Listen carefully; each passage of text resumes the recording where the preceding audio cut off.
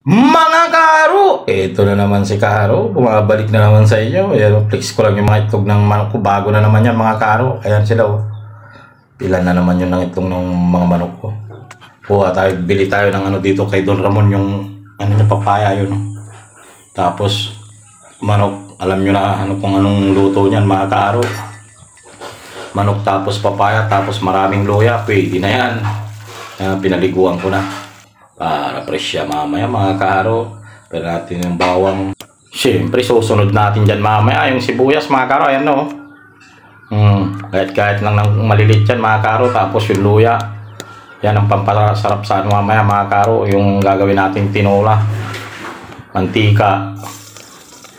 Tapos bawang, sibuyas, luya. Pabansag mo lang Karo. Paano magano'n. Tapos yung ano manok natin mga Karo. Minikos lang ni Kaaro yan. Pananghalian tayo dyan mamaya mga Karo. Ayan, yan yung binili ko mga Karo kay Don Ramon. Shoutout nga pala kay Sap Sanchez. Maraming salamat sa iyong panunod Sap Sanchez. More blessings to come sa inyo. Ingat po kayo dyan. Ayan asin, bitchin, paminta. Pinaghalo-halo ko lang para isang bagsakan na lang. Tapos fresh water from Inirangan River. Ayan na, nilagay ko na yung mga Karo. Ayan papaya.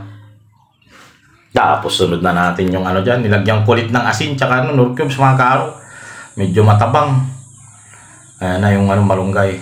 Mas maganda talaga sa may malunggay mga Karo kasi masustansya yan.